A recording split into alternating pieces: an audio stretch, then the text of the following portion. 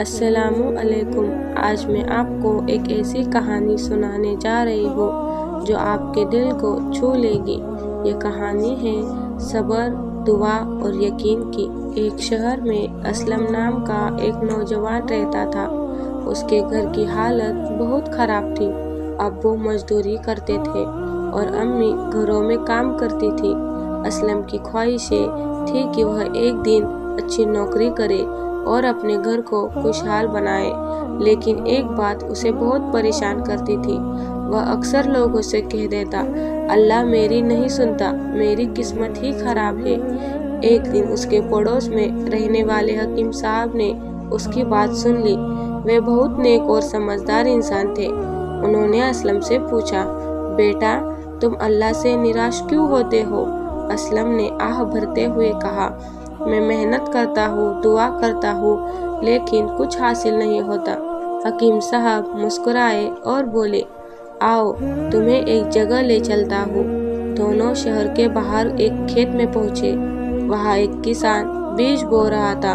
حکیم صاحب نے کہا، اسلم کیا کسان آج بیج بو کر کل فصل کاٹ لے گا؟ اسلم بولا، نہیں، فصل تو سمجھ لے گی۔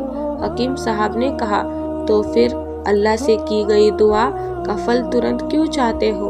اللہ سب سن رہا ہے، بس وہ صحیح سمے کا انتظار کر رہا ہے۔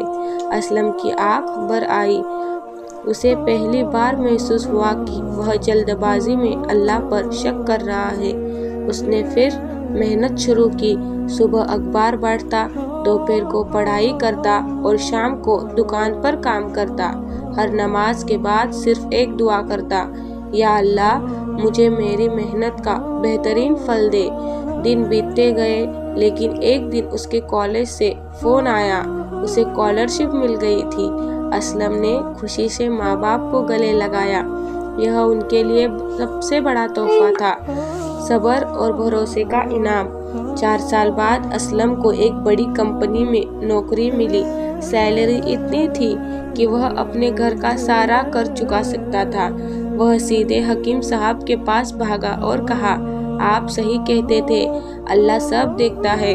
حکیم صاحب نے اس کے سر پر ہاتھ رکھا اور بولے، اللہ تب دیتا ہے جب انسان جھیلنے کے لائق ہو جاتا ہے، اگر جلدی دے دے تو انسان کو قدر نہیں رہتی۔ اسلم کی آنکھ میں آنسو بہنے لگے۔ وہ سجدے میں گر گیا اور بولا، یا رب میں نے تجھ پر شک کیا، مجھے معاف کر دے۔ اس کہانی کی سیکھ، اللہ کبھی کسی کی دعا کو ٹھکراتا نہیں۔ صبر کرنے والوں کے لیے اللہ سب سے بہترین سمے کے دروازے کھولتا ہے۔ محنت اور دعا دونوں ساتھ میں ہو تو زندگی بدل جاتی ہے۔